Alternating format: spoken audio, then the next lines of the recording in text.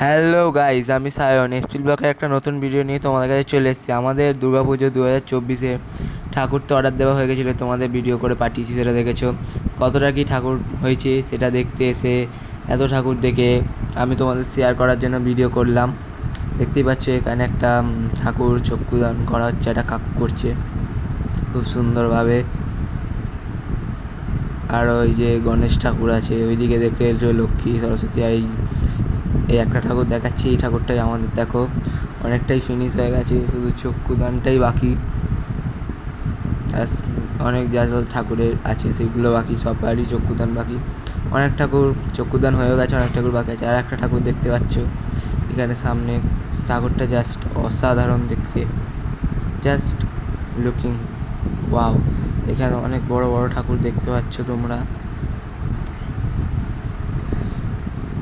এখানে তোমরা দেখতেই পাচ্ছ বড় বড় ঠাকুর আছে, সুন্দর সুন্দর ঠাকুর দেখতে। দেখো আর অন্যদিকে যাচ্ছি, দাঁড়াও। এই ঠাকুরটা জাস্ট লুকিং ওয়াও, যা বলো তাই বলো। এই দিকটা দেখো, ঠাকুরগুলো অলমোস্ট কমপ্লিট, এর পথেই। জাস্ট তুমি ঠাকুরগুলো মুখগুলো দেখো, জাস্ট ওয়াও দেখছো ঠাকুর। আর পিছনে দেখছো এখানে কালী ঠাকুরগুলো আছে, শুধু কালী পুজোর অপেক্ষা। শুরু হবে, যাই হোক এখন দুর্গাপুজোর ঠাকুরগুলো দেখো কি সুন্দর সুন্দর দেখতে। ঠাকুরগুলো কী বলবো, যার হাতের কাজ কাকুর খুব ভালো, কাকু যেহেতু, যাই হোক।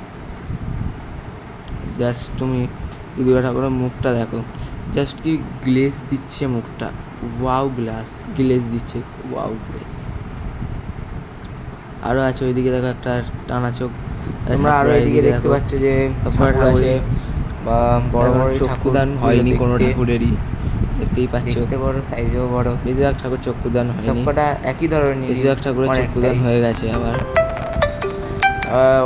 বাইরেও ঠাকুর আছে অনেকগুলো, তবে হলো সরস্বতী ঠাকুর, মানে এইসব ঠাকুরেরই অংশ এগুলো অনেক কটা। আর ভিডিওটা ভালো লাগলে লাইক, শেয়ার, কমেন্ট করতে অবশ্যই ভুলবে না। আর চ্যানেলটা সাবস্ক্রাইব করে নেবে। আজকের জন্য এইটুকুই।